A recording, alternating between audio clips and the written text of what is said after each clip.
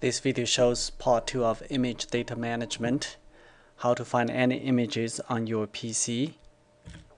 In the image database, after we tagged images with the keywords, images can be found by these keywords. Let's first switch to another view so that we can see all images in this folder. Then we'll activate the find function. In the find by query pop-up window, we can enter the search keywords.